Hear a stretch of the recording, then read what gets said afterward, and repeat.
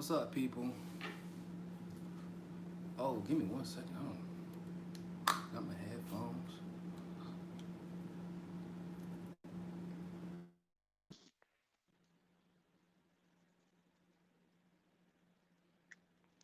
Hope everybody's doing well. Make sure.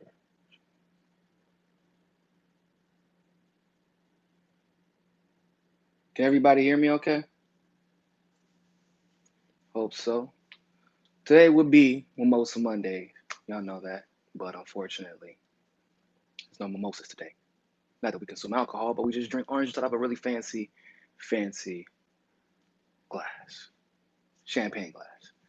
Um, However, with that being said, I just haven't been able to talk to you all for a while, man. So I'm trying to see what's up with y'all. Gotta talk about some politics. So I just decided to go ahead and do an AMA anyway. For those of you who are curious as to where I've been at, I just moved. I'm still in Miami. I ain't going nowhere. Don't worry. I ain't never leaving Miami. Never leaving. I can swim. For I know, what about when Miami's underwater? First of all, we're already underwater. We're below sea level. So there. And also, I mean, come on. I can swim. I'm good. I'll be all right. But we moved and just in a bigger place so that we can have a better studio set up. And then also, I have one of my colleagues and one of my really good friends living with me now too, because we have another show that we're doing. So that's going to be fun. Problem is, apartment forgot to install the internet. Yeah. So we've been waiting for that to happen, and that actually should be today, hopefully. Um, you know, nobody wants to do anything they want to, or nobody is doing anything they're supposed to during COVID. So we will see if it happens today. um, but actually, this is an interim place that we got because I'm going to get a house that I'm going to turn one of the rooms into like a legit studio, like super legit, like too legit to quit, honestly. So yeah, today we're going to do another AMA. Um, we're going to be posting toward the hell. Why got interference in my ear? What's going on? I shouldn't have any interference in my ear. Okay, hopefully that fixed it or not. Um, so I just got like interference. Like it's an AirPod. It shouldn't have any interference. And y'all not talking back to me. So, oh, is this the NSA listening to me? Is that what that is? Is that what that static is? The CIA listening to me? They want to hear what I'm gonna say. What's going on? Let me give some shout outs real quick. Anthony Pensa, Kayla Steins, Mimosa Mondays. I could use a pick me up. Yes, sir. Yes, sir. We don't got the mimosas today, though. We don't got the mimosas today, unfortunately. Hello from the UK. What's going on, Matthew? The friend of the people. What's good? What's up? What's up? Derek, what's going on? Edwin, Kimberly, Ellie JJ, Kit. 60 degrees is cold. You out of your mind if you don't think 60 degrees is cold. Lawrence got me on the bed. Got you on the bed. Wait a minute. What just happened here? Holly Horn, SJ Curtis. What's going on? What's going on, people? Um, man, there's so much that happened. So look, I'm gonna let y'all go ahead and get the party started. I'm gonna let y'all ask me whatever y'all want to ask me first, cause y'all gonna be telling me about stuff. I'm gonna be looking up a lot of this as y'all asking me about it, cause I haven't seen it. I've been casually paying attention on Twitter and things like that, but I've been just taking care of business, getting settled in, trying to recover from. Good God, y'all ever try to move in 100+ degree weather in the middle of a heat wave in a tropical area? It's not fun. It's not fun. What do you think about DNC getting denied access, or TYT getting denied access to the DNC convention? So I heard about that. Um, so I actually think there's a practical reason for it, right? Like, if I'm being, and this is me being kind, but I think there's a practical reason for it. So back in the day, pre-pandemic, apocalyptic end of the world days, um, which is basically December 31st, January 2019 and before, or January 2019 and before. But back in the day when we thought we were going to go to the DNC convention, they actually sent out emails letting us know that the deadline to apply for press credentials for the DNC convention is in 2019. And it was early 2019. I know because my team is actually very, very much so on the press credential situation. Pasta and Fiorella both are really big on that. And Johnny actually created press passes for the convention, like just to have them at the convention. They use them for everything, obviously, but he created like very professional press passes with his own efforts for the convention. But if you applied for a press pass, of press credentials, after that date, you weren't going to get accepted regardless. They've been denying people, like, so even if you're mainstream media, like, but you weren't invited with the main broadcast team, if you're just applying separately, you'll get denied. So you can work for mainstream media as a photographer, for example, but if you apply yesterday, then you're getting denied. So that really could be it. And knowing TYT, because Cenk was more worried about running for an office in the district he never visited, didn't live in, basically Astros, or the carpet bagged, because he was more concerned about that. And Anna was more concerned about smearing because she was basically in charge at the time. They were basically more worried about smearing Tulsi and caping for war. And I'm sure that between all that, you know, probably just forgot. They probably just forgot to apply. But here's what I hope happened. Now, I'm going to actually probably cover this at length later, but David Dole on Twitter said, "Oh, look, everybody says that TYT sold out, which is so silly. It's the craziest thing I've ever heard. But look, they got denied by the DNC, so clearly they didn't sell out. Oh, God." Really? Actually, this is exactly what happens when you sell out, generally speaking, right? When you sell out, eventually it bites you in the ass. That's kind of how, that's why everybody is like, why do you sell out? Eventually it comes back to haunt you. Selling out, I mean, let's look at Bernie Sanders, for example. I hate to use him as an example right now, but let's look at him. Bernie Sanders, for better or for worse, made a name for himself, but he made a name for himself by using the apparatus of the Democratic Party. Okay, so his integrity was on the line not once but twice. He ended up being made the Unity chairman or something like that. Basically, in Senate, he was given a leadership position. He got a book deal. Became a millionaire. He's going to be one of the most well-known politicians in the history of American politics. Um, his legacy, his kids' legacy, his grandkids' legacy will be it'll be cemented. Um, he sold out once after he lost instead of fighting for the people. He profited off of that, and of course, he then tried to run again. And he thought, well, I played ball with you all. I even voted with you all. I even touted a lot of your narratives. Yeah, that don't matter though. We're still not letting you win. And now you got to kiss Biden's ass because you told everybody else to buy into that because you were just so confident that you could win because that's what they told you, but you forgot you sold out. Once you sell out, your integrity is no longer your own.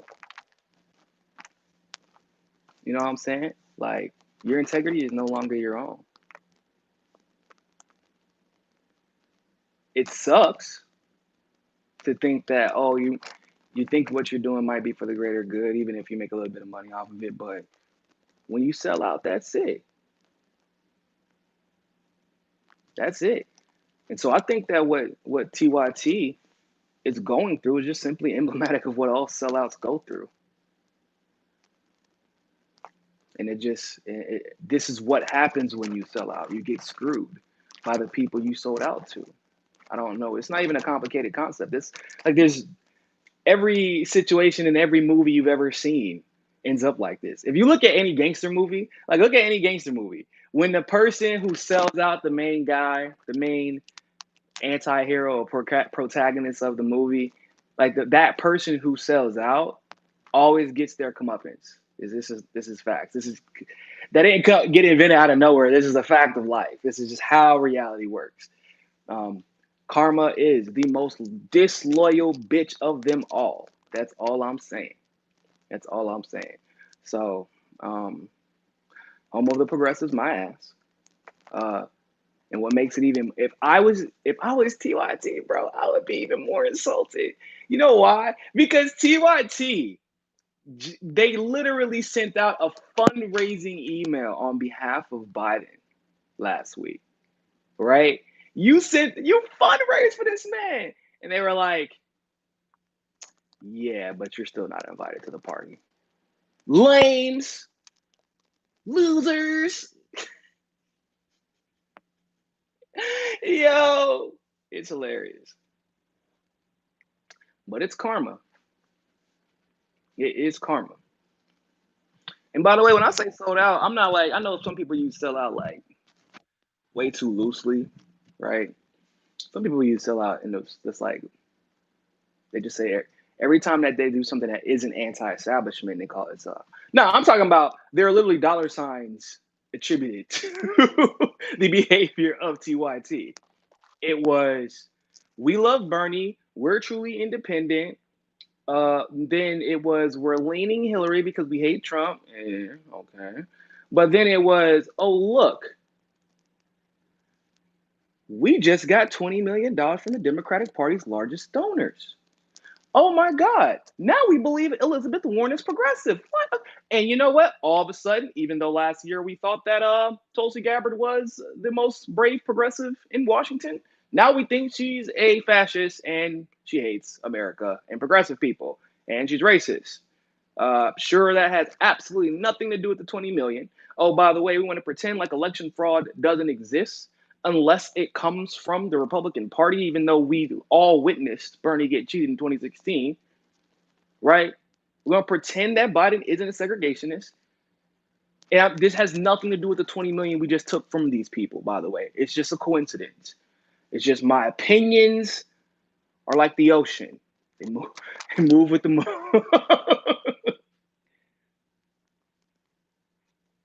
A little early for mimosas, almost missed. Meaning we're not drinking mimosas this morning. We're still in the process of moving, but I appreciate it. It's not early for mimosas. This is the perfect time for mimosas. You made me sad I don't have one right now. All right. I hope that answered your question. I'm going to do a more extensive or well-organized video for that later on.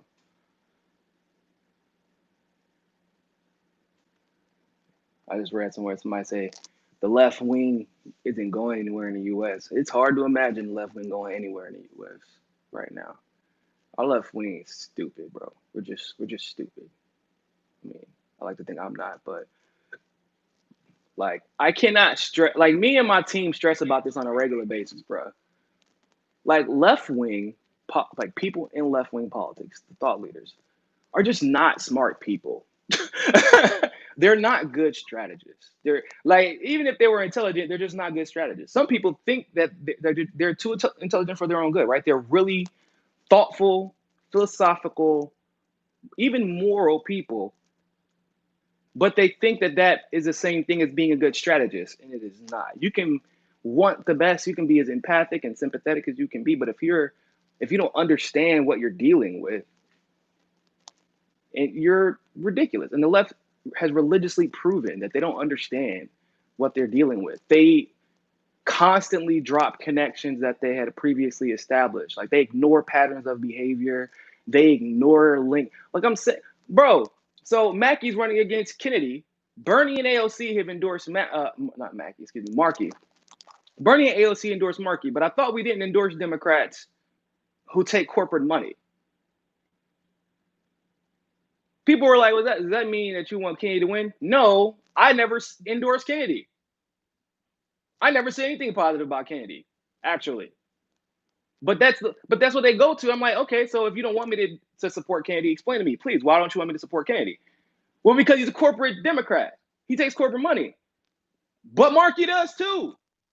Well, but AOC said it was okay. And Bernie endorsed him. So he's probably one of the good ones that take corporate money. What? What? Come on, bruh. We're dumb. It's like, oh man, it's just, I guess and it's not just the left, but the right, they have an easy job, bro. Their job is just to maintain the status quo. That's it. You know how easy that job is? That's why, like, they're slowly losing it over the years. But that's just as people get more educated and more cultured and more experienced, it's just a natural progression. Like, their whole job is to make sure that people don't get culture and experience, so there is no natural progression, so they can maintain the status quo. It's such an easy job. The left has a much more difficult job. It's make the world more accepting of change, good change, of course, but also make them more adaptable to bad change as well. Make people accept this. This is life. Like, don't infringe on someone else's personal autonomy simply because you fear an outcome that you can't control. Like the phenomena to keep minorities out of leadership positions, like that's a big one. Because they're worried that they get into some type of situation, right? They can't relate to them. They can't speak to them in a certain way. They can't use their background on that person to negatively or positively influence them. They don't like it. It just makes people uncomfortable. That's one of the problems with presidential campaigns and political campaigns in general. It's one of the problems with small businesses.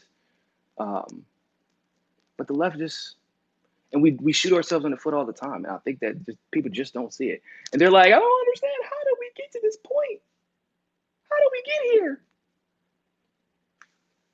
I don't know, maybe because y'all out here celebrating Dr. Fauci. Like, that's where y'all see we're celebrating people from 5 administrations ago. Like, people who have been around for 5 administrations, which means you're a bona fide corrupt. This man can't even keep his story straight for more than a week. And the left is like, oh my God, Fauci. LJJ, thank you very much for the super chat. I'm Trump 2020, disband police unions, repeal qualified immunity, give police malpractice insurance. I like the whole idea of giving police malpractice insurance. I'm not going to vote for Trump in 2020, but if you just want to piss everybody off, like, I agree with if you just try to piss people off, I feel you. I mean, that's your God-given constitutional right to do so. But 100% agree with disbanding police unions. You know what's funny? What's funny is, fine, you don't want we can compromise. You don't even have to disband police unions, but you're gonna get malpractice insurance, and you're gonna pay for every single one of them damn police brutality, and we're just gonna make it drain your pockets until you can't afford to beat black people up anymore and beat up women in the street during protests. Y'all some sick bastards. Some sick bastards, bro. I'm telling you. There's some dudes that, bro, y'all know the domestic violence rate in police departments is crazy. So it's like not all that. It's like when you see them beating, it's weird because they mostly are beating white women in the streets.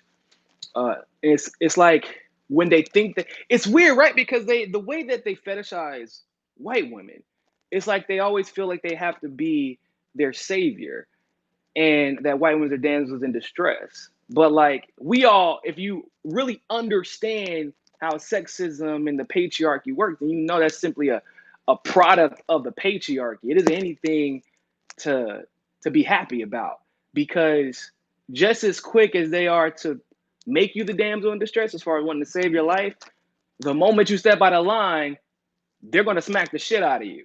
And that's basically what we've been seeing happening during the protests. Oh, how dare you not accept my white knighthood?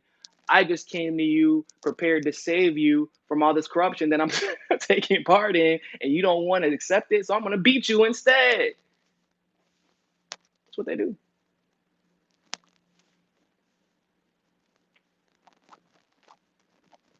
We got any other crazy questions?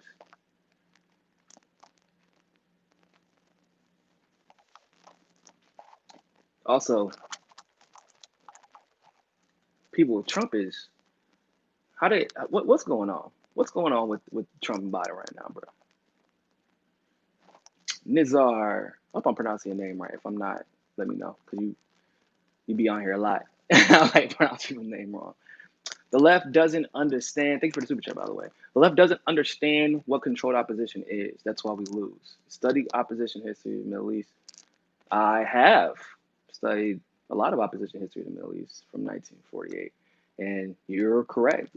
It's weird because the left is always talking about controlled opposition. They're like, oh, that person's controlled opposition. This person's controlled opposition. Everybody's controlled opposition. But then when they actually face controlled opposition, they're just like, no, it's not. What are you talking about? Elizabeth Warren is on our side. AOC is definitely on our side, 100%. They conflate, and it's like there's no nuance, right? So they conflate somebody being controlled opposition with somebody who is absolutely not useful. That's not it. That's not what I'm saying at all. Because some controlled opposition, they are still controlled to a degree and have to pretend to be opposition, and so they can be useful. The problem with controlled opposition on the left, like, because I actually still believe that there is more controlled opposition on the right than there is as far as the Republican Party itself is concerned, because they just pretend like, I mean, they're literally still rolling with that big ass lie that they're fiscally conservative and nobody's judging their ridiculous military budgets and shit. But the right, excuse me, the left, the problem with our view and our narratives regarding no control opposition is that bruh, there's like no opposition. It's just control. And when we see the, like, we're still having to convince people that they should be criticizing AOC even after she called Nancy Pelosi Mama Bear. Think about that. Think about that, bro. Why should I have to convince anybody that we should be criticizing AOC if she's calling Nancy Pelosi Mama Bear? I feel like Nancy Pelosi is the embodiment of everything we're supposed to be fighting against, right? I feel like that's not a far-fetched thing to say. Like the embodiment with plastic. And that one thing should have been enough. And yet, I mean, all the other stuff too, right? Why should I have to explain, like, why should I have to still explain to people why they should be questioning and skeptical of AOC when she's never once come out to defend Nina Turner? Or she's come out to attack Tulsi Gabbard, but yet she's supposed to be on Team Bernie. But these are the women who have been with him from the start.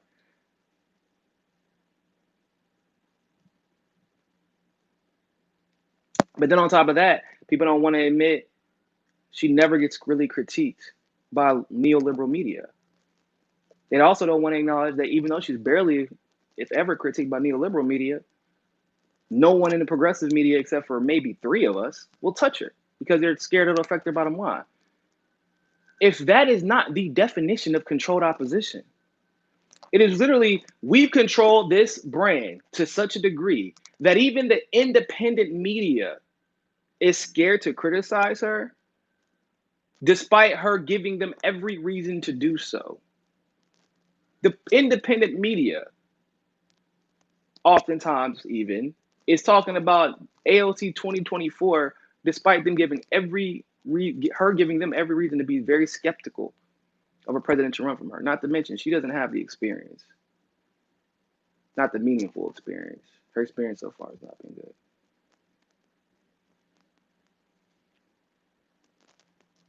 I don't know if AOC as a person is a bad person. I don't really care though. What I care about is consistency, lack thereof, how you take advantage of your opportunities if you're trying to provide those opportunities to others. How do you behave when the moment calls on you to take a stand? AOC has never been that. AOC isn't even the most progressive member of the squad, let alone one of the most progressive people in politics. You feel me? Like, it's not even close. Rashida Tlaib is the best one, and even she has issues. But I don't have a problem with issues. I have a problem with consistency. And Rashida Tlaib stands up more. So like, controlled opposition for the left, they're intentionally blind to it because they want to believe in hopes and dreams and rainbows and lollipops. Like, they want a utopia, but they don't want to do the hard work. They don't want to do the hard work that it takes to fight and get the change that we've been fighting for. So, Nini B, thank you very much for the super chat. You ever been offered money to be agreeable? Yeah, of course. Not on like, so I got offered money a while back for my show. Like, basically, hey, if you come on to my channel every now and then and say this, this, and this, and this, like being basically, it was like they were trying to look at, I don't know, I wouldn't call it a debate style show, but a panelist style show. But yeah, I was like, I'm good. But I mean, now, yeah, we get offers for different things. Even had once upon a time, like maybe 2019, early 2019, and a venture capitalist reach out to us, but nah, I'm good on that.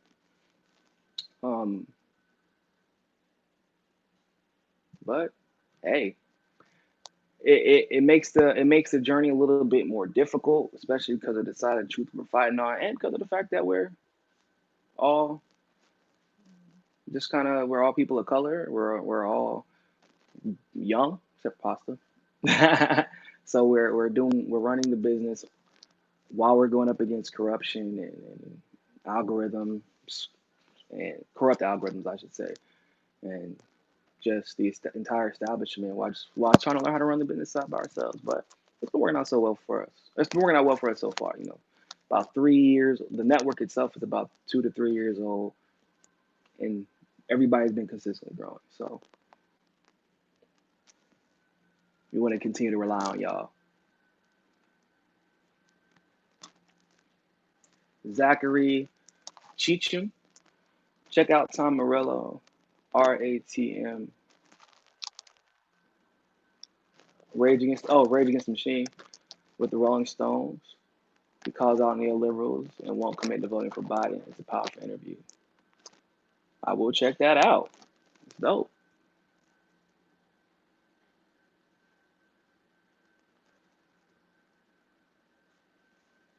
Kathy, thank you very much for the super chat. Did I check out Mark Charles 2020? I've been checking him out here and there. I've liked what I've seen so far. The reason I haven't checked him out to the degree that I would like is mostly just because I haven't had the time. But it was good so far. It's just that, to be quite frank, bruh, I'm so over electoral politics. I'm so over this presidential race. Like, I'm just over it. I'm not gonna lie. You gotta think, man. I've been doing this hardcore, like the electoral side of it, covering the rigging, covering everything. And it's been taxing on me. It's been taxing on the because it's not like we're just reporting shit. Y'all know how. I mean, if you've been here for a while, you know what we do. We're not. We scream at the top of our lungs about the rigging. You know, we got people out here putting their lives on the line. Y'all don't even know some of the stuff that my team has done to get the real news to you. Not that fluffy, foo-foo, lame shit that you could get at any of the other independent channels. But I mean, taking tear gas to the face, getting arrested, having our name smeared, slandered, and at the end of it all, we still have to see people boast and celebrate and cheer for narratives like voting for Biden from dishonest, disingenuous actors who are literally getting wealthy from being this dishonest. So here's what it is. We're just exhausted. So we've been focusing more on the issues than on candidates. That's why I haven't come out and endorsed anybody. Uh, hell, I mean, I would have loved for Jesse to run. Jesse didn't run. I would have loved for Dario to have won, but he was cheated by Howie Hawkins and the Green Party. Um, like it's just crazy. It's like, man, it was really a punch to the gut when you're talking about now. What I gotta worry about cheating with the Democratic Party. I gotta worry about Republicans just casually nominating fascists. The Libertarian Party, I gotta worry about them just being the Libertarian Party. Now I gotta worry about the Green Party, which is supposed to be the alternative. Gotta worry about them just cheating their best candidates and running literally McCarthyists and cheating the whole time and just playing like it's exhausting. It's exhausting. So even though I'm going to check out Mark Charles because I want to see for myself what he's about, like in detail. It's just so hard to get excited by anybody. It's just really, really hard to get excited by anybody.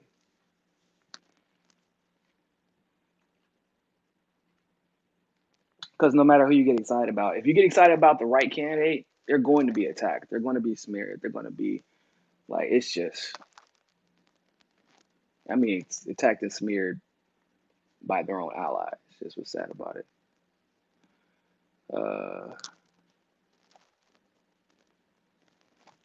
North America 8, thank you very much for the super chat. Speaking of Dole, did you ever see the video he made caping for Bernie after the Biden FDR line? It's not his job to call out Biden and the party. What? He said. No, I never see that. I don't watch David Dole's video. I don't know how anybody watched David Dole's video. This literally it should be David Dole, like Dull, because even when I didn't have a problem with it, I used to watch this one like, bro, why does he talk so monotone? And then even when he tries to get super excited, he's like, yeah, man, I'm really, really upset about this. We should do something about this. All right. The Democratic Party is really getting. I'm like, bro, hold up. Are you upset? Are you mad? Are you indifferent? Are you neutral? Are you indifferent, neutral, mad? Like, what is going on? Like, dude's just boring as shit. So I don't watch him regardless. But in all seriousness, how can you believe? How can you believe that it is not Bernie's job to call out the Democratic Party when he fashioned his entire career from the last 4 years? His entire candidacy is, I'm going to challenge the Democratic Party because they're not really fighting for change as they claim they are. There's only one reason why that wouldn't be your job anymore, and that's if you were protecting the Democratic Party, which of course he is. And by the way, I'm not going to just readjust the definition of sellout just because it applies to Bernie now. Bernie received money, fame, fortune. He solidified his legacy while taking money from the people, then fundraising for Biden and defending Biden and the Democrats, defending a literal segregationist, and a Democratic Party who won't even approve of Medicare for all. In the middle of a pandemic, they won't even approve for a health care plan that actually works for everybody. That is That's a sellout. He get profited. He's good, and he's touting their lines. It was his. It's not his job anymore. David is right about that. It is. He is right about that. Remember, David was the one defending. He was straight up before. He's a prophet. He was like, well, we got to vote for Biden. Got to work for Biden. David lives in Canada where he has health care already. So the fact that Joe Biden is going to veto Medicare for all, even if it gets on his desk, doesn't matter. It won't affect David. David's a white guy, once again, in Canada. So when Joe Biden says that, now, not only do I not want to defund the police, but I actually want to give $300 million more to the police. See, David's not going to be affected by that because David's a white guy who lives in Canada who does pretty well for himself. So even for those of us who do a little bit well for ourselves, we still got to worry about that because we're black. And unfortunately, wealth does not separate police brutality from race. But that man, he's a simp, man. He's a simp. These people don't know how to do real. We talked about this. People.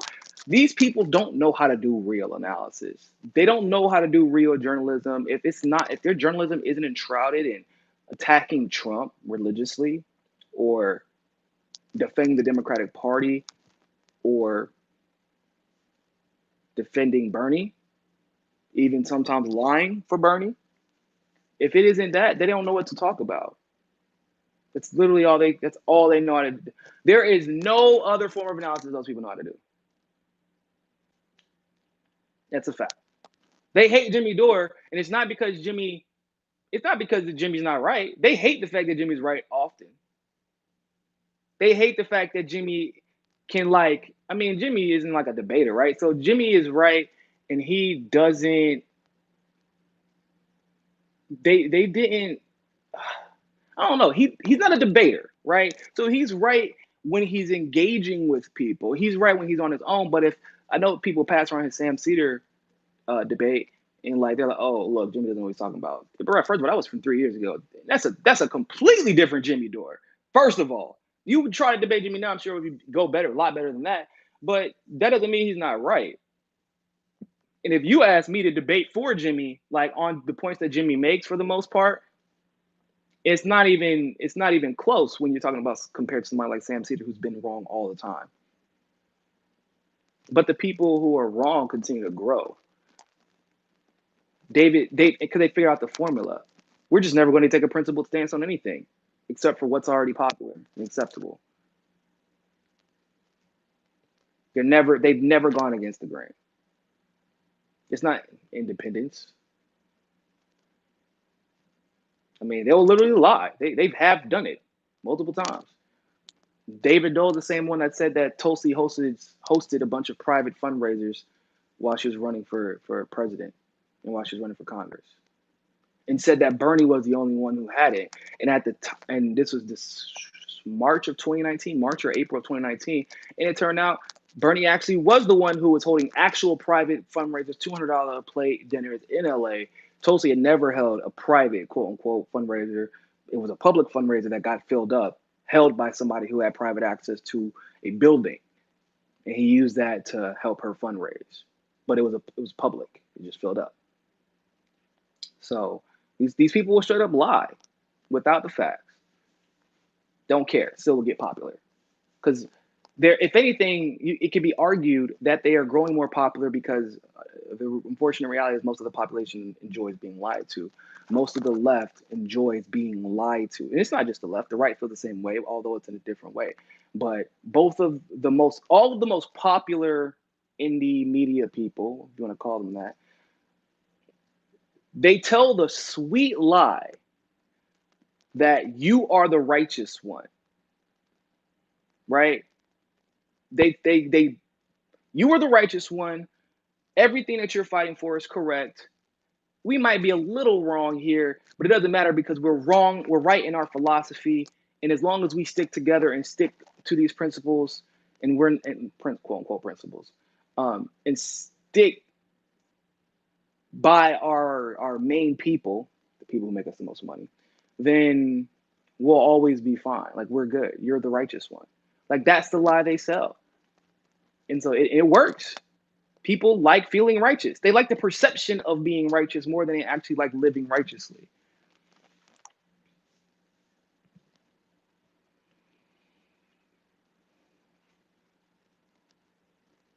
Appreciate that super chat, by the way.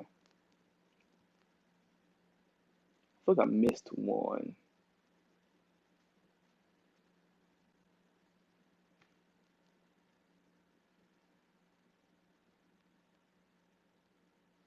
Hope I did not.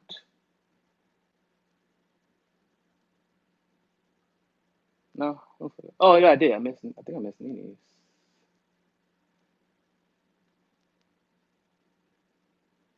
What's the process of writing policy, not getting it passed, but actually crafting it? What does almost no bills? Oh, excuse me. Why does almost no one have bills ready to introduce like Tulsi? So the process of writing bills is, it's complex. Basically, you have to have usually have a lot of staff to do this, to make good ones anyway.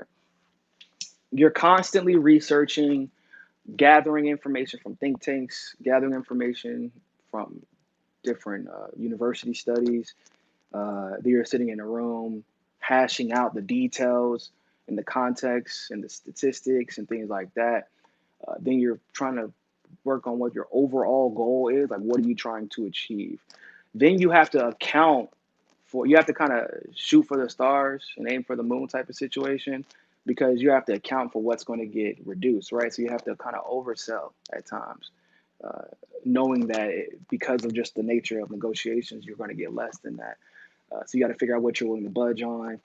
And you also have to have your finger on the pulse of what's needed in the country. You also, so you have, then you have to actually literally work on the language, which is a whole thing, like, because it has to be done a certain way.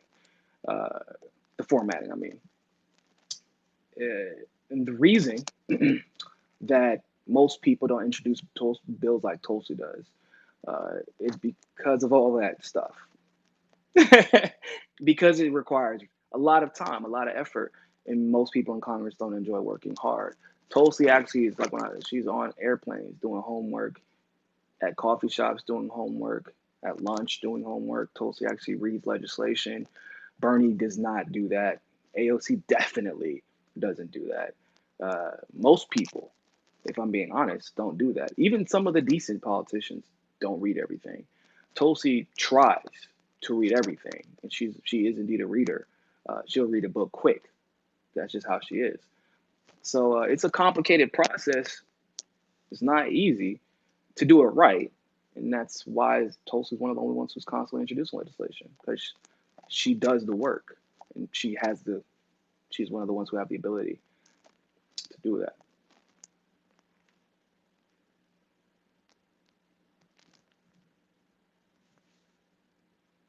Mm.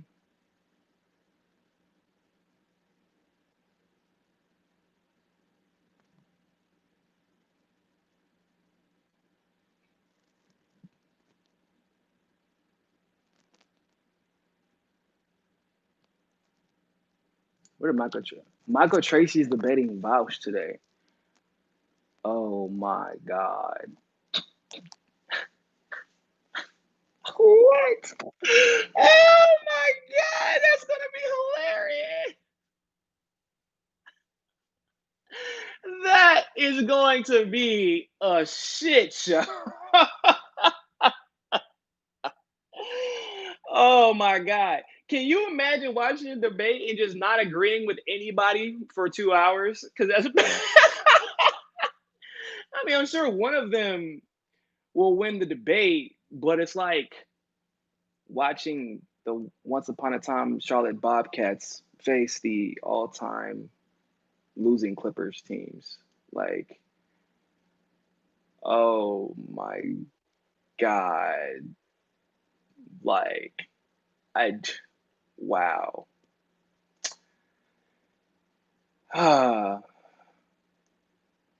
Somebody in a video on your channel said Bernie is more progressive than Tulsi. Please respond. Somebody in a video on my channel. Oh, do you mean one of the case study QB political junkies discussions? I mean, that's their prerogative. That's the whole point of the discussion for them to debate. But that I'm going on their show soon, so we had a lot of fun actually doing that show this weekend too. They're gonna put it up this week. Actually, I think today it's gonna be the first day it goes up. But it was funny because they're all fans of the show, and so it's cool to have them on having this discussion because they're really having it from they disagree. Like, they agree on a lot of the same main foundational philosophies, but they disagree on little details. And two, I think, are with me when it comes to Tulsi. The other two, they like Tulsi actually, but they just debate her level of progressivism versus like Bernie or AOC, for example. But then when we got on the show, they were like, "Nah, bro, we're not debating you." I'm like, "What? What you mean?" They're like, "Nah, we're not debating you on that. It's not fair. It's you just no, no." I'm like, "That's good. It's good. You shouldn't." And I do understand, by the way, because some debating isn't just about having the right knowledge. It's just about being able to do it. It's not an easy thing to do. Um, some people, literally, my hair's sticking out. It's just funny. Some people just are good debaters and don't know anything. Like they don't know really shit about anything. Like Ben Shapiro or Destiny. But, if y'all don't know, I don't know if y'all know Destiny. Destiny is like a very popular like Twitch debater. I don't know if y'all know this, but there's basically a neoliberal, neo-progressive circle jerk of white guys who spend most of their time debating on Twitch about nothing of substance. And Destiny is kind of the overlord of this movement. They are bored. They literally play. I don't know if y'all know this, but like YouTube is conservative, and Twitch is liberal conservative. I don't know if that makes sense, but they're like, I guess they're centrist. So even if you're a leftist, it's the reason you're a conservative leaning or centrist leaning for this is for the same reason that YouTube is conservative.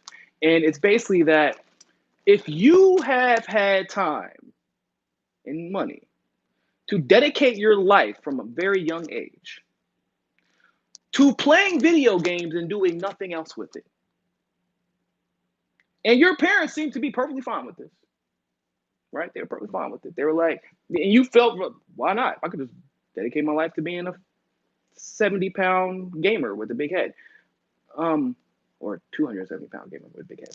Like, if you just had all that time, bro, you don't know shit about life. Like, you do not understand the intricacies of socioeconomic policies, experiential philosophy, like the ebbs and flows of and ups and downs of like just the day-to-day life of a person who has to live in this political environment that we're in today. Like you just can't possibly understand it. That's I'm really, really, really good at video games, bro. I'm one of the best FIFA players in the world. Patting myself on the damn back. You want to get it in FIFA, NBA 2K, or Super Smash Brothers? Pick your version. Any day of the week, guess what? I'm down with it. Here's the problem, though. Here's the problem. My mom, if I walked up to my mom and say, I want to be a professional gamer, my mom would have looked at me, right or wrong, and said, so you have nothing else to offer this world? You feel like everything is good in this world that you can just sit down and use whatever talents you have to be a professional gamer? Whoo! Nah. Nah. She wouldn't have it. She'd be like, yeah, usually I'll let you do what you want to do, but that's not one of the things I'll let you do. It's like waking up one day and saying, well, you know what I want to do with my life? I want to go luge. I just want to ride a board at 100 miles per hour and potentially kill myself for the adrenaline rush. That is what bored people who have never had any real problems in their life say when they wake up. That's what, I'm just being real. It's just facts. So, what Destiny does is he pokes holes in arguments. He like takes contrarian, he takes neoliberal stances really, and then pokes holes in arguments, and then he tries to contextualize the debate around those holes very early on. Uh, and gaslighting, basically, that's what he does when he pokes holes. He's just gaslighting because they're not even legitimate holes. But then he tries to get you focused on the hole he poked instead of getting him to legitimize the hole. Like, why are we even discussing this, basically? But people get stuck on the holes that he pokes, and he knows it. And then he'll try to insult you or insult your intelligence, and insult your your integrity. Like, that's what he does. Oh, so you really feel like this? Oh, so you feel like this? Oh, well, I don't understand why you would. I just don't get it. Like, and he'll try to say like something is a truism. Like, he'll say something, and then if you disagree with it, like based on facts, he'll be like, no, this is just the way it is. This is just the way it is. No, it's not. And if you're good at debate, of course, you can logically disprove him. But Destiny is very, very, very, very skilled at convincing people he's good at debate. But it seems mostly because he's never debated anybody who actually knows how to debate.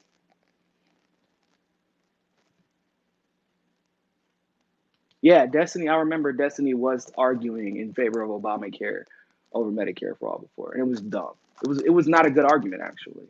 It really wasn't. But I can say confidently that he won the debate because he just was able to manipulate the perception and the logic better than his opponents. And that's something he's really, I mean, it's what Ben Shapiro is good at. Ben Shapiro is an exceptional debater, not because he's good at debating like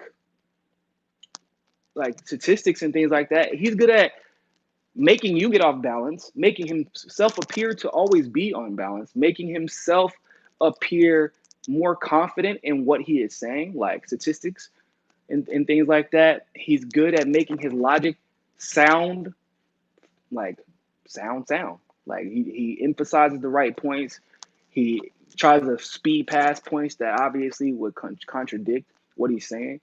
And that makes him a skilled debater. Now, the thing is, if you get somebody who, once again, knows what they're talking about and they're a good debater, then Destiny and Ben Shapiro are trash.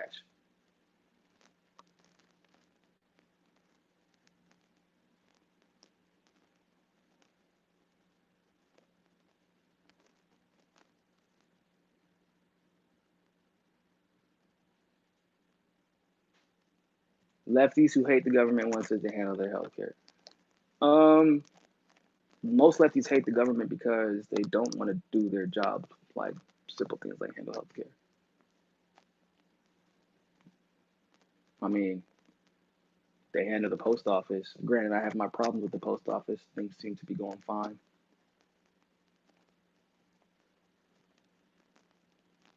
What? Why? Let's address that. Why do we hate the government as leftists? Because of the people who are elected, the elites rise to the top. You know, the cream rise to the top of the coffee. Um, and by the way, that was a pun intended. Yes, the white rise to the top of the brown, and then you might sprinkle some brown on top. You know, but that's only as deep as the white cream will let it go. Won't let it get too deep. Can't let it be down there with the coffee. But so we hate the corruption coming from the people who get elected to govern. We hate the corruption coming from the lobbyists who help to corrupt the government. Okay. So if we leave that instead in the hands of private organizations and private institutions like health insurance companies, aren't we still leaving corrupt people in charge of everything you're discussing? But at least I have some say so in the government. I have some, very little, but some say so. With private corporations, I have zero say so in reality because they're beholden to the stockholders. And if I don't like the company, I'm not going to have stocks in them. And, you know, I'm not wealthy. So I'm just saying. So yeah, I still want my health care. I don't like the Army. Army gives me health care. They don't do it right all the time either. What the hell does that mean? I want my health care, and I am going to make sure to fight that you get it correct. Yes, absolutely. We can do both. We're not complicated people. Niko, would you debate Anthony Brown Logan on Brandon Tatum or Amazing Lucas? Yes, I would. I would. Um, I don't know what we would debate over. I haven't watched any of them, but I don't really care. I debate anybody. I debate anybody. It's fun. It's honestly a good time. I enjoy my debates. Usually the other people don't, but I think that the one I had with Dr. Ben Burgess, that was probably the most fun that I had because at least he knew more than others did. He still got a little emotional. He still tried to gaslight. That's what everybody does. But it's kind of part of the game. But it was still more enjoyable. It never got super personal. How do we get me on Politicon? So I was I got invited to Politicon last year, and I went, and but I was invited too late to do the debate stuff. However, um, I was on a panel though. I can't remember which panel I was on. What was I at? I can't even remember right now. But anyway, um, it wasn't a popular one. Moral story. But this coming up year, I was supposed to debate. Obviously, COVID has complicated the situation, so we'll see what happens. But you can go to the Politicon Twitter and request and DM them and email them and request that I speak there. But I'm already on their radar too, so.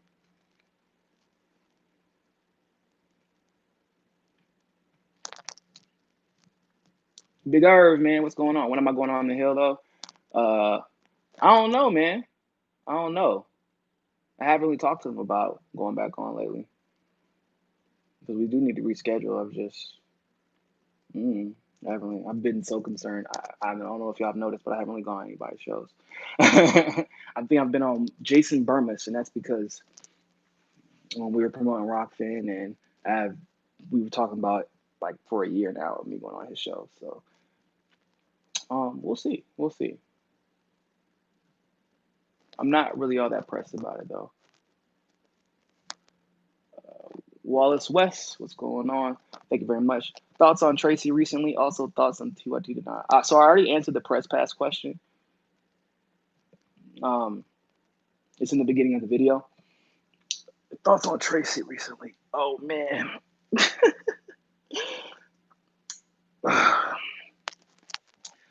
man, Tracy needs a hug. I don't know who hurt him lately, but still a nice guy. I have nothing personal against him, of course.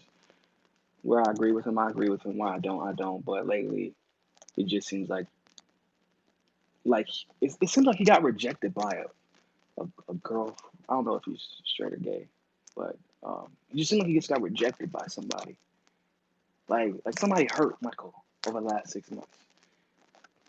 Now it could be an adverse reaction to how he's just been treated because Michael has actually up until basically until Tulsi dropped out. Michael has been on the right side of history. You know what I mean? Like he's been right on Tulsi. He was right on Bernie. He was right to call out Russiagate. He was right about a lot of stuff. And then, bro, it's like right after Tulsi dropped out, he went kind of off the deep end, defending Joe Biden against Tara Reid. Like it's a weird hill to die on. Like it's just weird. I don't know. Claiming that somehow Joe Biden had the advantage over Trump before any of this stuff broke out. Like there was no way you could believe that objectively. But it's just he wanted to be against progressives because progressives gave him the most shit. That's what it seemed like anyway. But he's not the only one who's gone off the deep end. Even conservatives that I used to have a lot of respect for have just lost it. So liberal, leftist, right wing, liberal, progressive, they've been going. Everybody been going crazy, bro. Everybody's. I really feel like there's this weird anxiety going on with a lot of people. They're kind of like in these rightfully so, right? I feel like we're in an existential crisis right now. People are freaked the hell out, man. They're freaked out, and it's making people react wildest ways. I never thought I would hear Michael Tracy defending Joe Biden against Tara Reid. Like that's a ridiculous stance to take. If you don't know, then just don't say anything. But don't then try and like disparage a victim who was already fired for for trying to call Joe Biden once. Like people are like, oh man, it's so convenient. That's like one of their main arguments. It's so convenient that she comes out now. Well, she tried to come out before. Remember, she got handled when she tried to come out before. That's what took her so long to come back out again. You get bullied into submission. This is the reason they call it submission. So that was just a weird stance to take. But whatever he's going through, I genuinely hope he gets through it. I do. Because I understand how mentally and emotionally taxing, even though he'd never admit it, but I got thick skin too. And it becomes a mentally and emotionally taxing thing to be right and be attacked for it on a regular basis. And basically, Michael's right about a lot, you know, up until March for the last 3 years. And he got attacked over and over again for it. So, hope he gets through whatever he's going through. I wish nothing but the best for the man, even as I disagree with him a lot lately. Cannabis sativa. Nice. Americans have an adversarial relationship with the government as a whole. Look at the mass discourse now in death panels when the ACA was proposed. It's true. It's true. It's just the Americans only pick and choose when they want to have a problem with the government. They don't ever like people. I don't know. It's weird when people say we can't demand anything from our government. You're gonna have to pay them regardless, right? Well, yeah. So if you're gonna have to pay them regardless, then you gotta ask them to do stuff for you because they don't get your money. So you might as well at least demand something from them. But yeah, you can still criticize them. In fact, as you were paying them, if you go to McDonald's, do you expect them to get your order kinda right? Or you expect to get what you goddamn paid for? Okay then. I will continue to ask for things from the government that my money is going through, and I will continue to criticize them until they get it. Until I get my money's worth. Until I get my money's worth, they will continue to be criticized. Period. Point blank.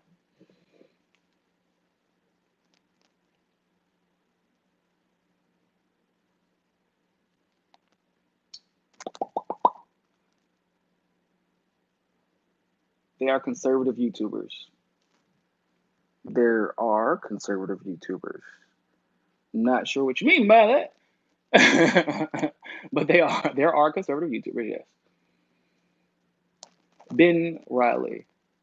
Why would Kim debate Destiny? She's not a debater. You should debate Destiny. I understand why she thought it was important to debate Destiny. I haven't seen it yet, by the way. I told her yesterday I was going to watch it. She felt she did a good job, but she felt like she actually said that she thinks I would have done better. Mostly because he's just like I said, he's a fast talker. Y'all know I love some fast talkers. Fast, because you're not gonna be able to talk faster than I am in the middle of a debate. I'll tell you that. But I love fast talkers because I'm like, hold on. So you just said this, and the moment that you do that to a fast talker, like, hold up, just give me a second, and make them stop and think like they're trying to already come up with a rebuttal, and you're like, hold up. So you're saying this, and then take them away from their, like you throw them off balance when you do that. Destiny would be so easy to. I'm telling you, bro, he would be easy to debate. He would be. No, it's not like no like disrespect towards the man. Trust me, there are ways I can be disrespectful towards Destiny, but that isn't one of them, or isn't one of them right now. But the man is like those type of debaters or no substance. And those should be which is why Ken went up. It was like I think voting for Trump versus not voting for Trump, or voting for Biden versus not voting for Biden more so than anything. And of course, Kim told me that he tried to make it basically frame it around the legitimacy of third parties. And you could easily make an argument, that it's really, if we're really going to concern ourselves with the legitimacy of a party, what does that have to do with voting for Biden then? It just hurts your point, because the Democrats can't win if they keep putting up literal segregationists and rapists. And then he would probably make the argument, well, why not? If more people would vote for them, if people get out and vote for them, they'll win. That's a self-defeating argument. Oh, really? Because that's also a self-defeating argument for third parties too. And that's the argument you're trying to make. Well, no, I'm just saying, because of the way the system is set up, that we can't get third parties in. Oh, so your argument is actually that it's the system that is corrupt, and it's third parties who are victims of that system, right? Yeah, that's exactly what I'm saying. Oh, okay, well, who corrupted the system? Well, Democrats, Republicans. So you want us to invest ourselves, our time, our morality, our dollars into the same one who made sure they could corrupt the system against third parties? Why would they work so hard to corrupt the system against third parties? Well, because they wanted to work to their benefit. Why? Because they don't want any competition. Well, why don't they want competition? If they were working for the people, wouldn't they just win the competition? It seems like the only reason you would work that hard to crush your electoral competition is because you don't want to be held accountable in electoral politics whenever you are not being held accountable to the people.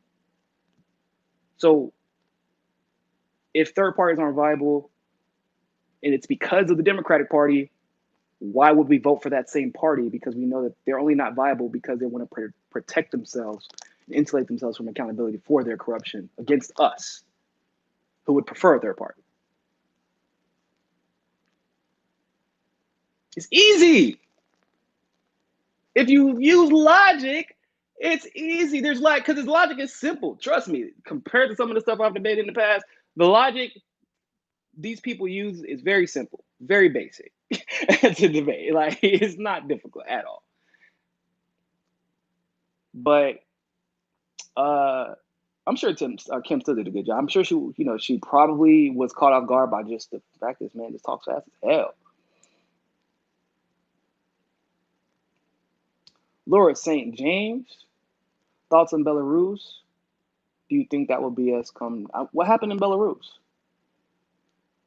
I might have missed something. Yeah, I might have missed it. I'm not sure what happened in Belarus.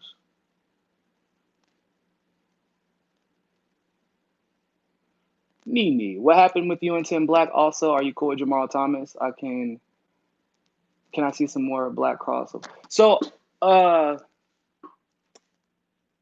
do the second one first. That's easier to deal with.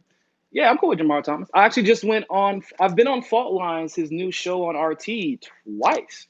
He invited me on. So, and then Jamaro was actually supposed to go on the Convo Couch because I was in the process of moving. But recently he was supposed to come on. And something happened. Oh, his YouTube got shut down. At least temporarily. But what happened with me and Tim Black? Ooh, that's an interesting thing. But I don't want to go into too many details about it. But he made some things personal, and it was mad at me literally for. I actually did not know he was mad at me because we were texting like we were fine, but apparently he was mad at me, and it was jealousy, for lack of a better word. Like, that's just what it came down to. It was, you shouldn't have these opportunities. I should have these opportunities. You shouldn't be able to get access to these people. I should be the one. I should be the one getting access to these people, et cetera, et cetera, et cetera. So And I knew because of what he said. Like I knew because of who he told. And then basically it was later confirmed by him. He then attacked one of my friends personally. I had nothing. It had nothing to do with politics. It was just something going on in the background. But he attacked one of my friends personally that I introduced him to. So that was like kind of a red line for me. And then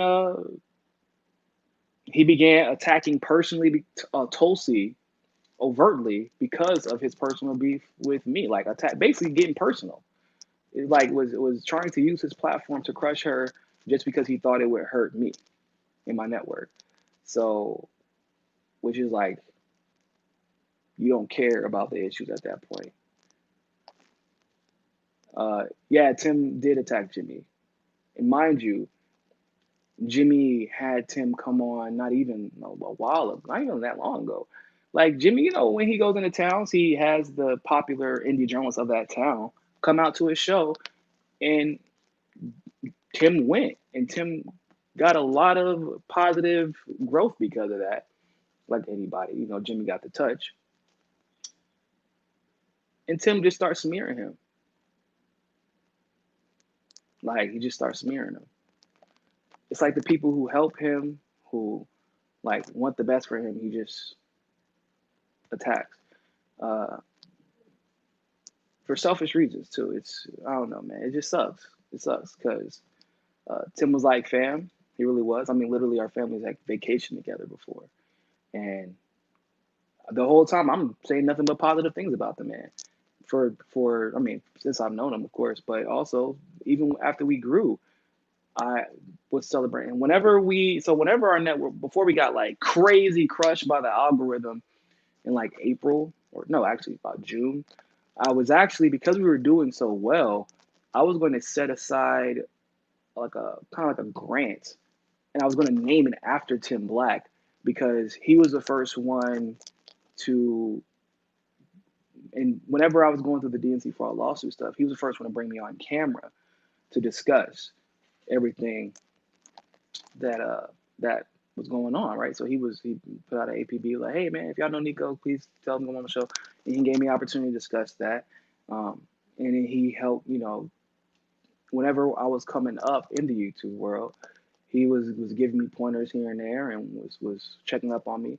And so I wanted to give other YouTubers the opportunity to get seen. So we were going to do a grant where we donated 1,000 uh, basically people who have been posting consistently, but they just don't have the equipment or they don't know the ropes, et cetera, et cetera. We're going to do either buy $1,000 worth of equipment or give them $1,000 grant because there's other circumstances that could be prevented them from taking off. So, and then we're going to name it after Tim Black. And mind you, this whole time I didn't even know he was still attacking me. And he actually told me after I informed him because I had discussed it with the team, and they were like, yeah, definitely. I discussed it with one of our mutual friends. She was like, oh man, I think that he'd be honored.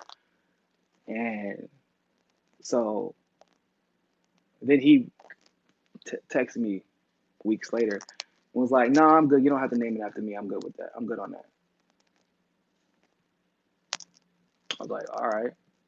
And then he took that as, apparently, this is what I was told after, which sounds about right, knowing him. But apparently he took that me naming a scholarship, a grant that helps independent journalists after him was just me using his name for popularity. Mind you, at the time I was getting more views than him, and like he had more subscribers. I was getting more views than him. We were having more people come on our live streams. Like we were fine. We were good. We were, matter of fact, we were doing so well that I wanted other people to have that opportunity as well because I understand how hard it is to the grind to get to this point. Uh, and he took that. He took the positivity we tried to put out into the world and he threw it in our face. He did it to Jimmy too. And all of a sudden he's defending Ben Dixon, and even though he and Ben Dixon used to hate each other, he disliked Ben Dixon because he knew Ben Dixon was establishment. But when you're trying to fight for that check too, right? What happens? You start becoming friends with the people you didn't like.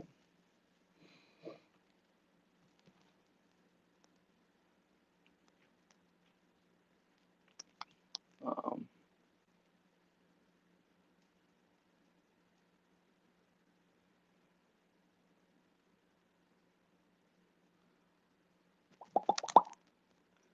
Michael Goddard, Niko, keep doing you, and thanks for your views. We would all agree to Nordic system, even with their flaws. Neolib destiny was on Biden. I'm not. Oh, you talking about the Nordic healthcare system? Yeah, I would say a combination between the Nordic healthcare system and the Australian one, with a few little adjustments because America has a very unique demographics, and capitalism has done its damage. So we have to have programs for. Um, I'm actually gonna do an article about the best healthcare system. I'm gonna do an article about it. I think you're gonna like it.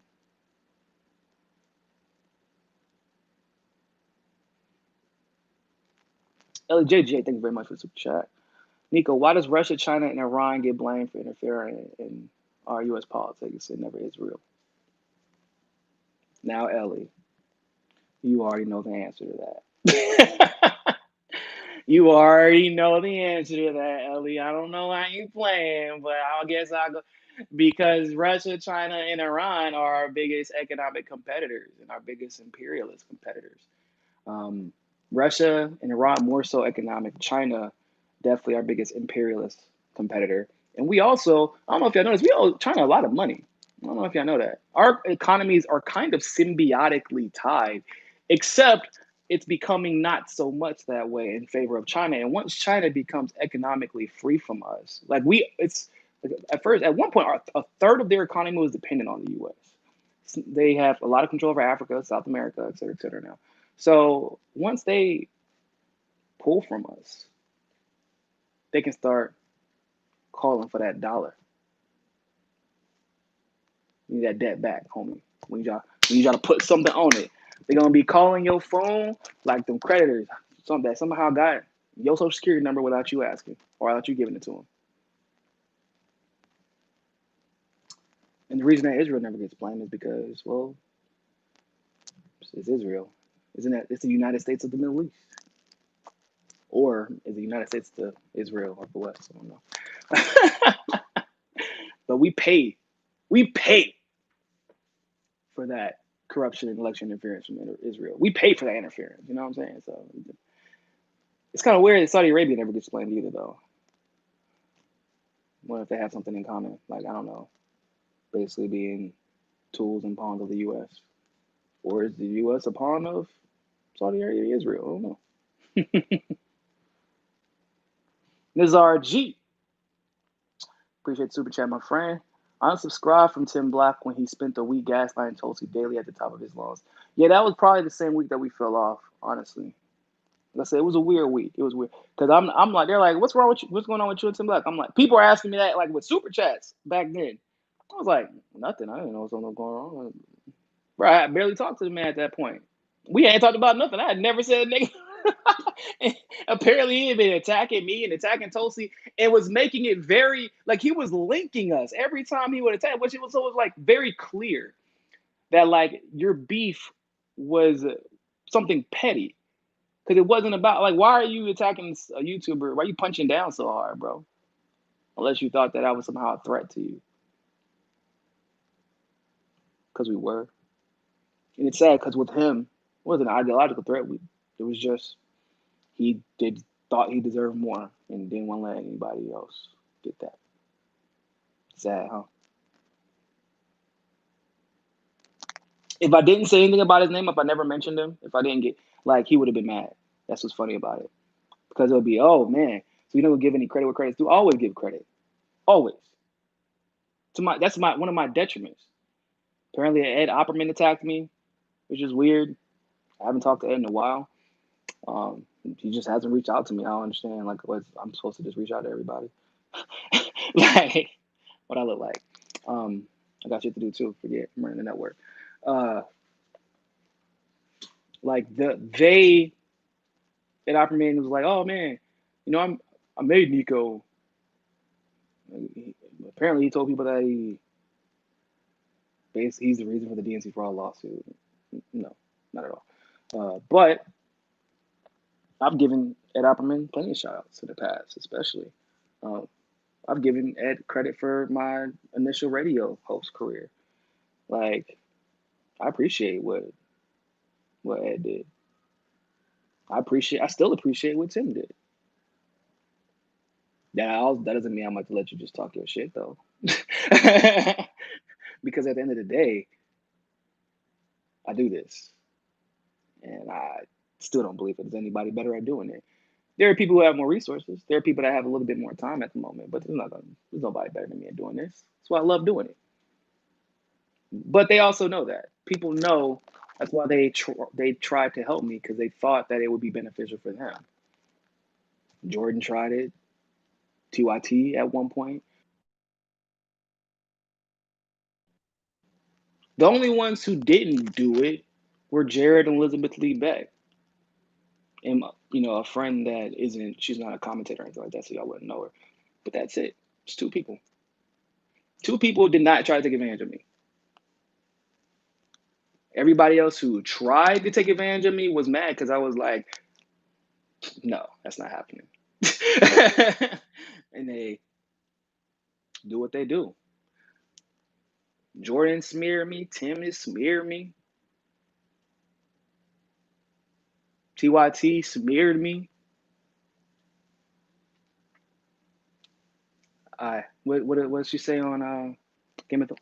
I wrote as a badge of honor. I know, I miss the little Rugrats too. I miss my Rugrats. Those little girls, oh man. Don't even get me started. I'm so sad. They moved away temporarily because of COVID. But yeah. That's one of the things that gets me so pissed whenever people attack them for the DNC fraud lawsuit, or try to like delegitimize their efforts and the sacrifice that they made. Because like, those little girls, they were threatening their family. They had two little girls, bro,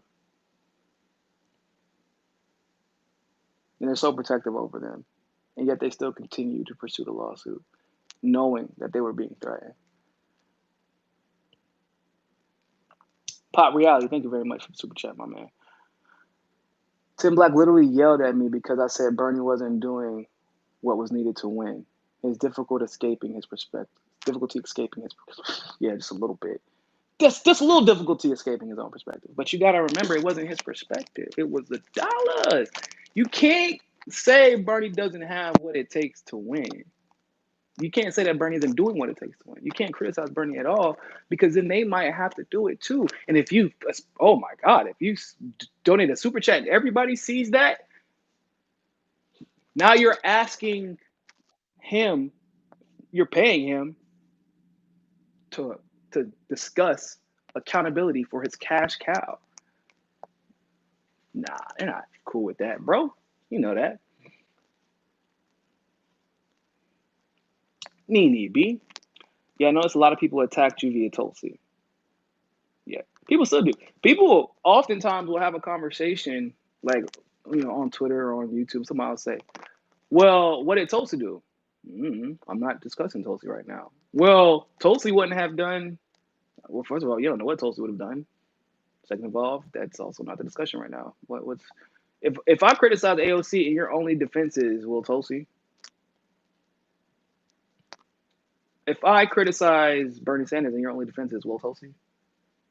Well, say if Tulsi was doing all of those things, so now that just means that both of them are guilty of the same thing, and you have no problem attacking one over the other. So isn't that the problem?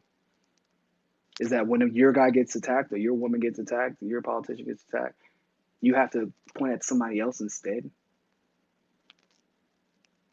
That means you're not being honest. It means you're being disingenuous.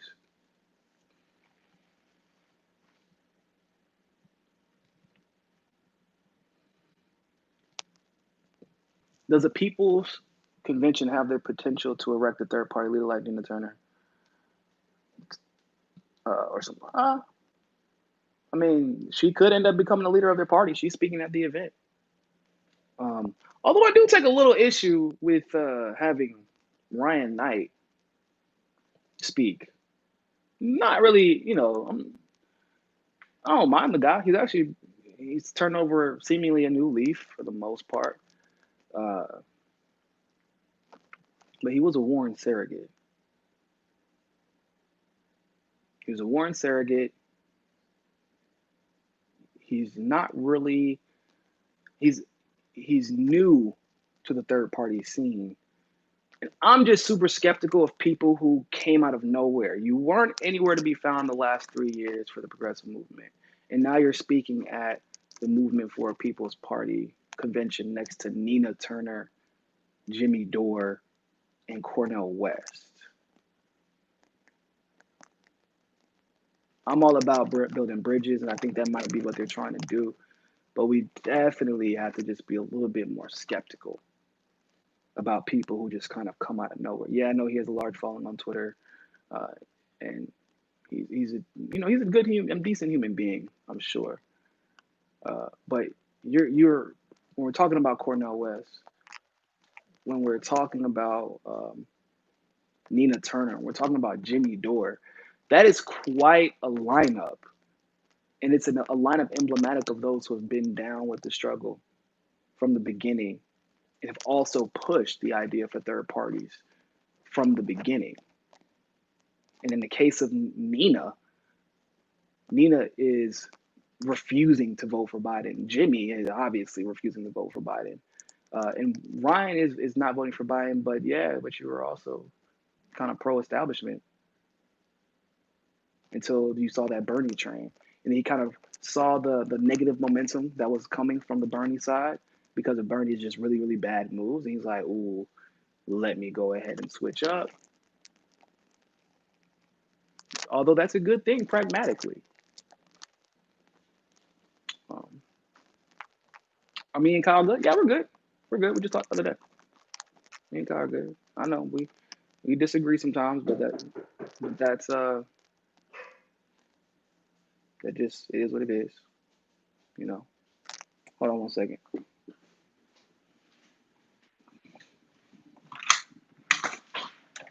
How you doing?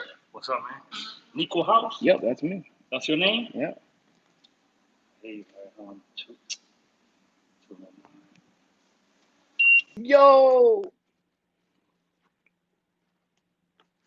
So it looks like I'm finally about to have internet, y'all. I know, I'm so excited. But me and Kyle are good, y'all. Niko House, is that your name? Yes, it is my name. You actually spelled it correctly.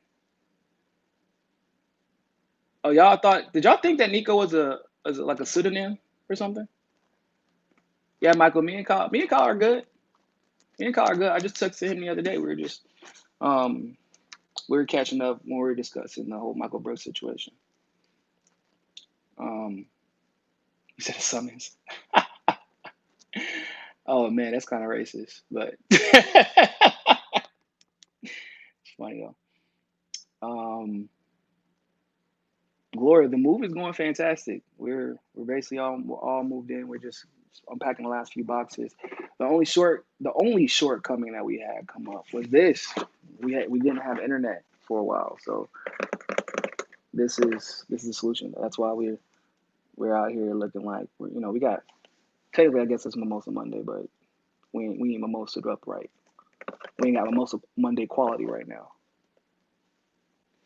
So, but yeah. Yes, it is a router. It's a router and a modem.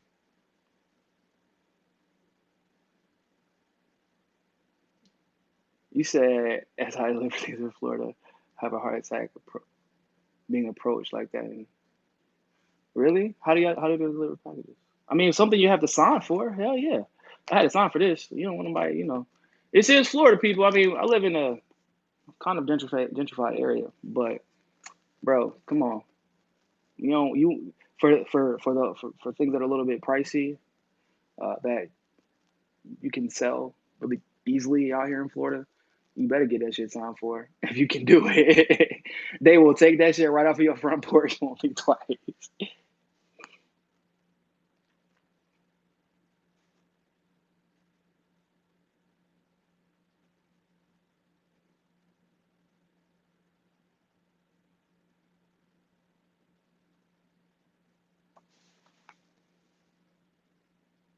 Oh, it was a gruffness over politeness.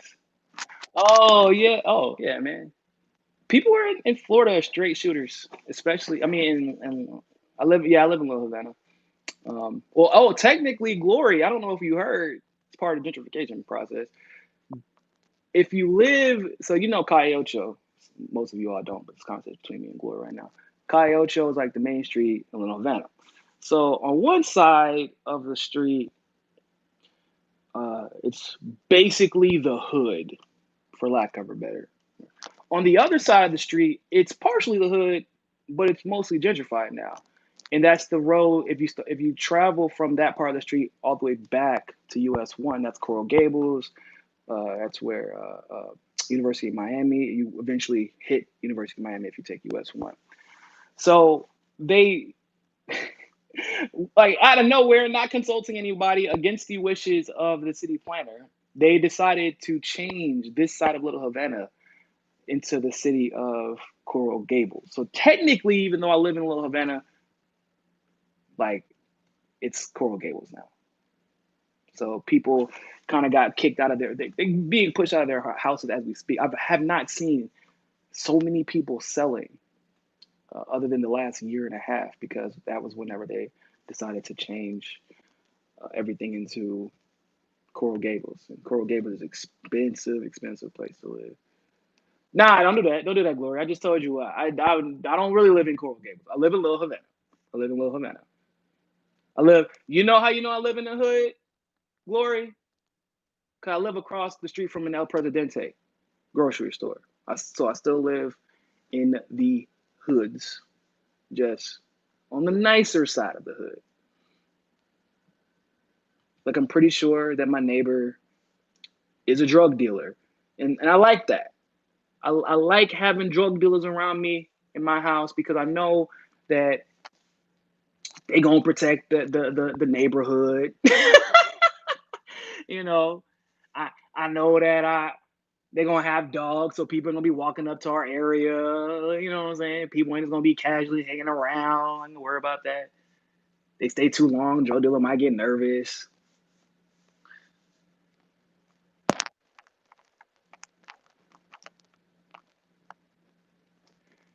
Oh, yeah, drug man, come on, Lord. You know them drug dealers in Boca Raton ain't the same thing. Those are pill dealers. Pill dealers for all the recovering addicts from Harvard and Yale. Hey, bro, you trying to buy some pills, bro? Carry them in a backpack, in a neat little backpack, with their chub shorts, the chubbies, and polos. That's how pill dealers are in Boca Raton. They're all Indiana basketball fans. They're like either Indiana, Kansas, or University of Kentucky college basketball fans. Those are the type of pill dealers that are in Boca. Don't write out my neighbor. Oh man, it's cool. I got like 10 neighbors. 3 of them look like drug dealers, so like, roll the dice. Plus, a lot of you gotta know this is Miami PD. A lot of times, if you're a drug dealer, they already know. Because they probably stop. I promise you, I've seen cops buy drugs sometimes out here, like straight up. Plus, this is Little Havana. I can say I live in Little Havana by a drug dealer, and that would literally be true on every single block in Little Havana. Like pot dealers, nah, man, we got dispensaries for pot now. Maybe a couple, but most of our pot dealers are super distinguished individuals who live in nice houses now. This is Miami. This is some real drugs. Who's my pick for rookie of the year? Ja, easily. Ja Morant. Ja. I miss Super Chat. Do you think Tulsi run for president again? Yes, but not in 2024. I think it'll be right after. I think she's running for governor. Sparky, don't rouse your neighbor. I ain't say which neighbor it was.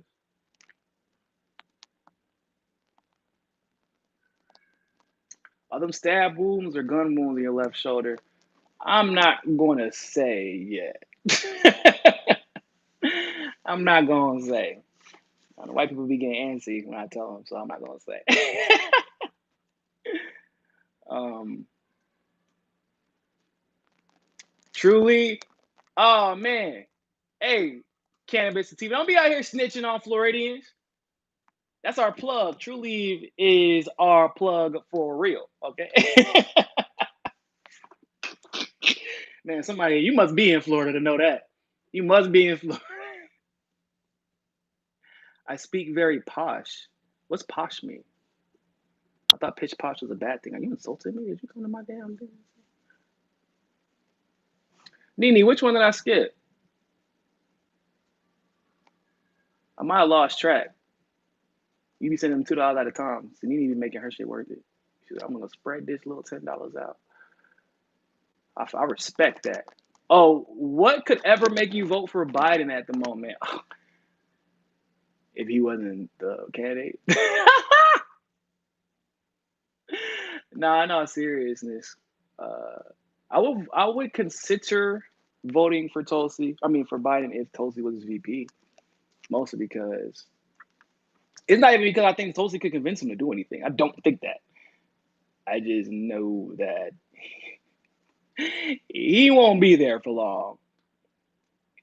Whether it's his health or his mental capacity, he's just not going to be there for long. And if I can get Tulsi as the 3 years, 2 years even, and then to run again,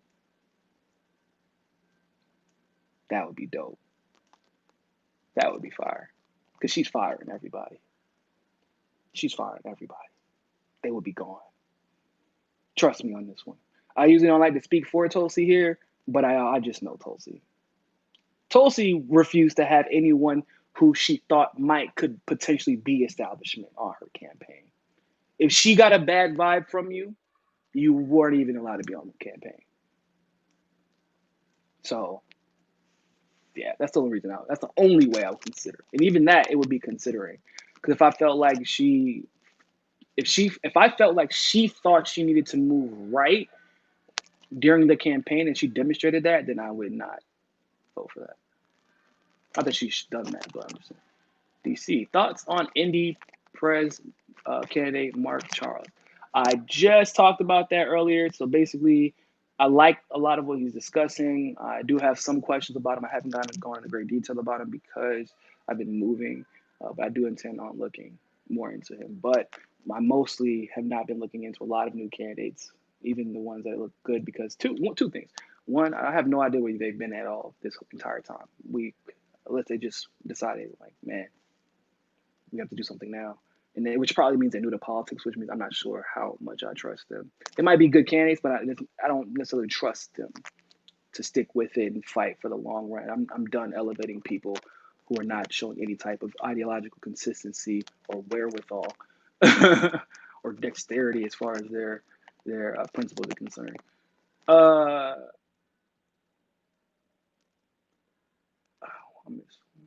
Another thing, I'm just tired of politicians. I'm tired of it. Nene, I budget $20 a week for you and Graham. Much obliged. I appreciate that, Nene. I'll make sure to include that in my budget too. See, Nene got me. Nene, help out. Helping with our budget. She don't try to be creepy, but that's why I like Nene. Nene been here for a while. I like Nene get up early too. Nene be here. She's one of our early super chatters. Nene, Ellie JJ, Nizar G. Y'all are our early people. Hoo Burns. When she's in here. Those are the ones that be in here early. Pop Reality being here, Matt, early too. So we got some early super chatters, and we have some of our later super chatters. I know I'm missing one. Glory being here all day. Sparky being here for the early super chats too. Am I from Philly? No. I was originally born in New York.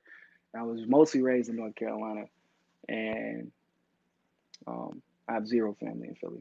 All my family's either in New York or they moved to California. Outside of myself, my mother, my brother, and one of my sisters. Yes, I am Bayesian. Uh, we are one of I actually talked about that on my last show, on my last AMA. My great great grandfather had a decent living, or my great grandfather, excuse me, one great grandfather on my mother's side that my mom didn't talk to really until she was an adult had a decent living, and then that's about it.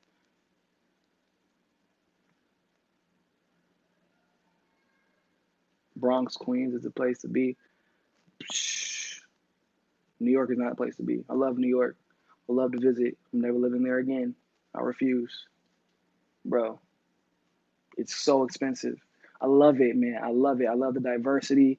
I love the diversity of thought. Like, yeah, like New York can be a neoliberal hell, y'all. Like, don't get it twisted, but I would like compared to LA, like there are a lot of people there, whatever they believe in New York, they're not faking it. They're just misguided. In LA, bro, there's so much fakeness. They're just everybody just trying to fit in. Like, it's still neoliberal hell though. In New York. But it's mad expensive. But I love it, man. I love it. You gotta think, man. New York, if it would have went the right way, if like they didn't admit, the New York Board of Elections admitted that they cheated Bernie Sanders in 2016. New York was so woke that they probably voted for elected Bernie with their primary. Unfortunately, we'll never know, but they probably selected Bernie. They probably like they were ahead of the game. Brooklyn was on. I was in Brooklyn. uh, they were just on it, bro. They were on it. They would turn out to a large degree for Jill Stein and Ajamu when they would come out. They were doing a lot of work for their Green Party candidates. We would have Green Party events and activism, like true activism events. I hosted one with Sneha Sinha. If y'all follow her on Instagram or Facebook, you know what she is. Uh, we had a big event actually, like a couple of like major journalists came out for it, and these were like full of really real anti-war progressives calling out election integrity issues, et cetera, et cetera. So that's one thing I do love about New York is that they have some fighters there, that's for sure. What was my major in college? So I was a double major in comparative politics, which is basically international politics. So it's a little bit different international relations because international relations is like just the from what I can gather from what I've seen from people who take the major is like it's just like the objective interactions of different nations and their relationships and somewhat how they've gotten to where they're at.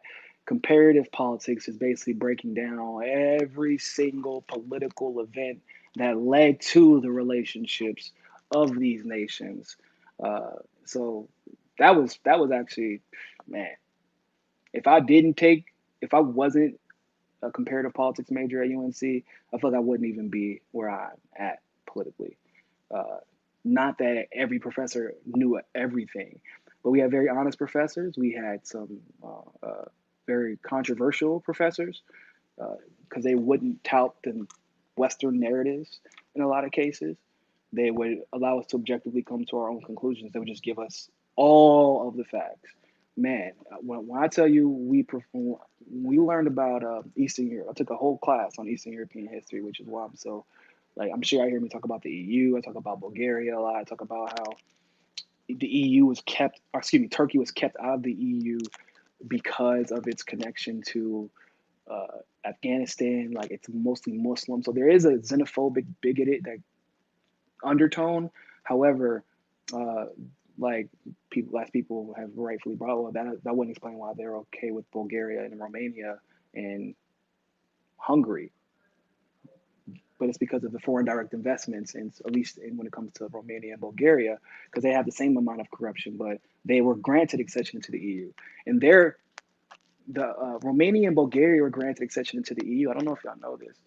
It was around 2005 or 2006. And it's actually their accession into the EU was one of the first red flags that our economy was about to crash, because the EU decided to overlook all of the corruption. Because to get granted into the EU, one of the stipulations, other than austerity, was lack of corruption in your government, at least reasonably. And they overlooked all of the corruption going on in the Romanian and Bulgarian governments because they were self-sustaining. They had one of the best real estate markets in the world, both countries, and they had a lot of foreign direct investments that were not dependent on the EU, which means that they could help add to the gross GDP, or the gross domestic product, of the EU without taking anything away.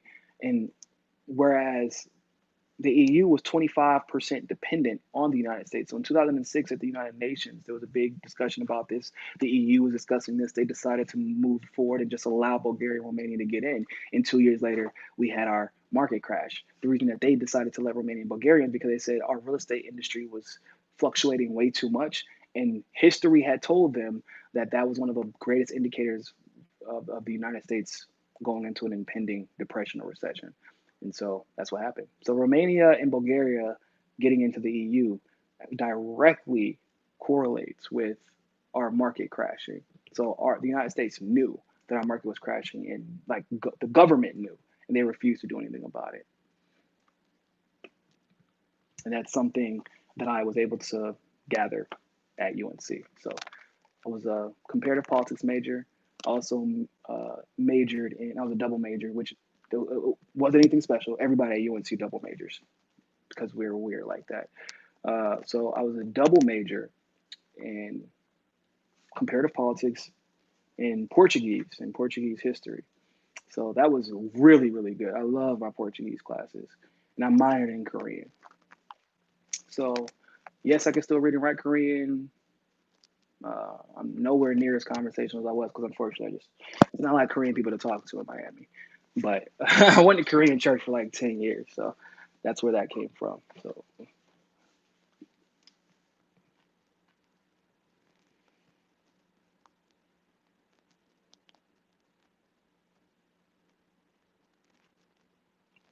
Bethlehem, what's going on?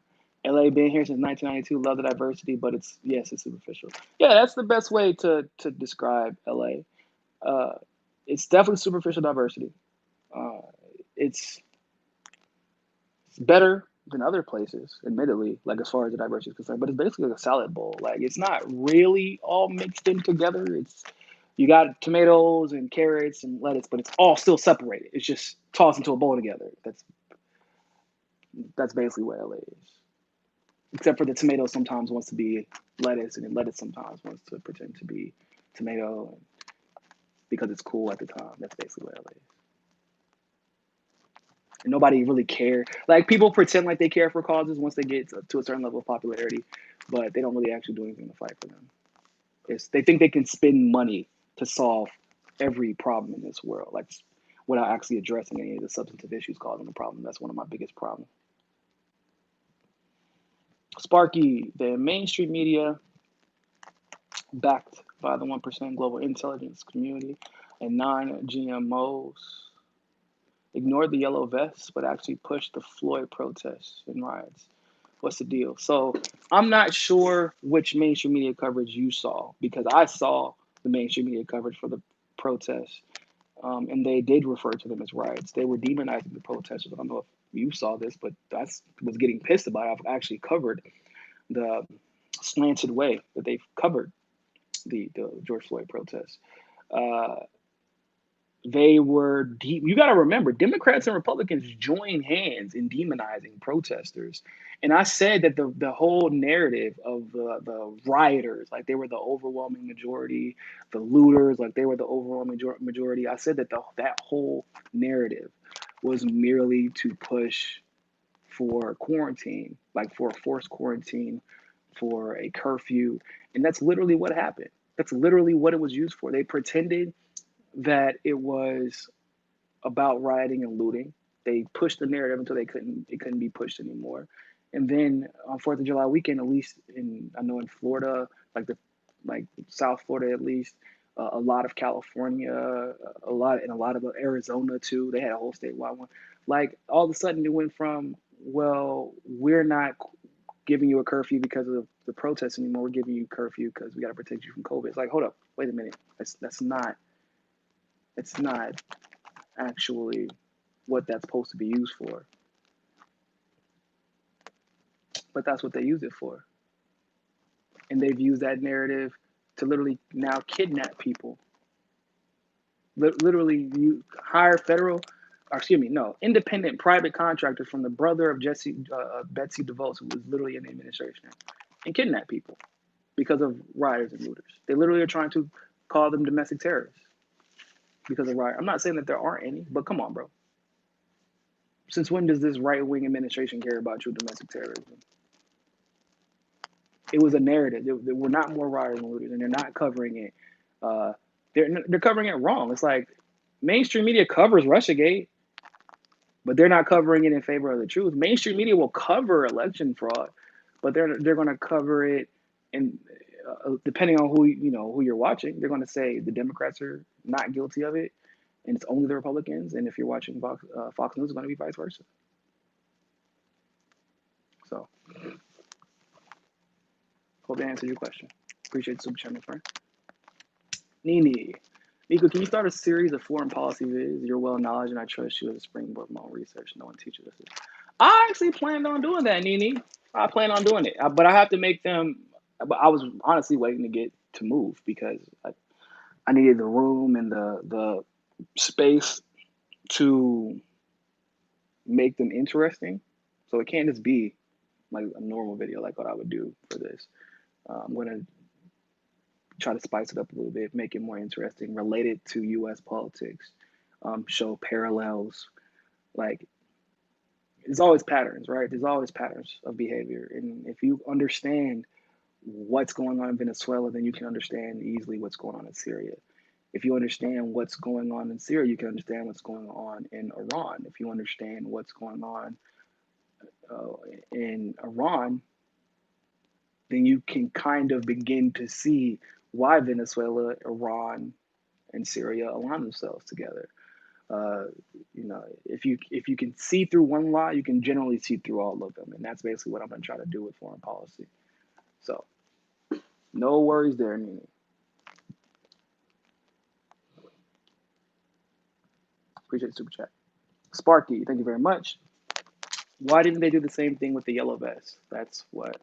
I don't know if you recall, but so our media wasn't covering the yellow vest at all. The media here had to cover the George Floyd protests because local media was covering it regardless. So you got to remember, local media, especially in Florida, good God. I can't speak for every other local media, but Florida local media is wild. Florida local media might as well be independent YouTube media and they do a better job, honestly. Like, you wouldn't believe it was real. You would think that you were watching the previews to an action movie. Like, you gotta remember, Florida local media was the ones that during the Parkland shooting had interviewed the teacher that said she said there was more than one shooters, and they were dressed in all black, and they were carrying like guns. She said a gun, assault rifle that she had never seen before, and it wasn't from cops. And she's like, and I shoot guns. I've never seen that assault rifle in person before. So she said there were two shooters, and then that was after the local media got a little girl, middle schooler, confirming that there were two shooters because she saw the other shooter at the same time the teacher did, but she couldn't say that. She didn't know the teacher's name because it wasn't her teacher. But she was like, there was this blonde teacher, and she was getting us into the classroom, and the other teacher got shot, and it was like da-da-da. And the teacher not ever talking to this little girl, because it's two different networks, never talking to this girl, because it was the next morning. She says the exact same story, but she knows the teacher's name. She's explaining why she was gathering the kids into the room. And local news is the only one that reported it and got it. Bro, this wasn't like local news, like on some like frivolous or some super small. No. This was good on Good Morning America. This teacher interview confirmed that there were two shooters at least. Okay. That's local news. And that's how they've been covering the riot. So if you know that it's going to get covered, you have to take advantage of take back that narrative and take advantage of your national presence. And that's why they were forced to cover the protests for George Floyd, even negatively. We don't have any boots on ground for the yellow vest protests. So, like, we couldn't force them to do it. Like, we tried, but we're not there. Sparky, local media sold out long ago with the rest of the country. Not all of them. Not a lot of them. Not a lot of them, man. Local media is how I found out here in Florida, in Orlando specifically, 25,000 COVID tests got thrown out, and nobody wanted to report it. I mean, local media, if you're looking, it's they have a little bit more leeway because the rest of the world isn't necessarily looking for that one random reporter with 500 followers who has a blue check mark for the local KWZ 12 News. Like, nobody's looking for that stuff. So when it gets pushed, it's easily suppressed, like when it gets published, but it doesn't mean that it's not real. Donald Smead. It's the last one I would take because my phone's dying. I think one of the first agendas of Biden administration is to go after gun trafficking as well as reform. What would they go after as gun reform in the U.S.? I'm pretty sure they probably will go, but it ain't going to be good gun trafficking laws. They're one of the reasons, Biden is one of the reasons that there is massive gun trafficking in this country. The DEA, ATF, the CIA, FBI, all of them were corrupt and coerced. There was a speech I was given. Man, I think I wrote his name down. I gotta really look it up. But he was like, I was in charge of that for the LAPD. I was in charge of dealing drugs. That was my job. I know. I was there. You can ask me about it. I've talked with the media about it. So, yeah, they're not gonna tackle it. I mean, unless you're just saying, you're gonna try. They're gonna try to pretend like they're tackling it, I guess. I would agree with that. But y'all know me, I'm very, very much so pro Second Amendment. I don't trust the government. I don't even trust my neighbor. Why? My neighbor trusts too much in the government. With that being said, ladies and gentlemen, thank you all so much for tuning into this Mimosa Monday. Sorry, we don't have the mimosas today. That's okay. They'll be back next week, though. Well, I got you. We're going to sip a little bit together. Orange juice. There was no alcohol consumed during this or any other Mimosa Monday thing. Hopefully, we'll be back to posting videos today. We'll be covering a lot of different topics. Remember, though, you can subscribe to us for our Rockfin premium account or any of our free videos on Rockfin by clicking on the link in the description below. It's the first link there. We have a big rollout coming on Thursday. So please, please, please make sure you subscribe. There'll be some free stuff, some premium stuff, but there's a big rollout coming on Rockfin that we're super excited about. It's a new feature that they've just unlocked for us. So you can follow me there. You can follow the Combo Couch there. You can follow Robbie Yeager, who I think just announced a new show. So on Thursday, we're going to be doing a big rollout. So make sure y'all stop and check that out. I don't think there's anything else. Appreciate y'all's patience. I've been getting the DMs. I've been getting the messages, and I've missed you guys too. But, you know, the Combo Couch and case study and with the political junkies and, you know, everybody's been holding it down, man. We've been having some great articles.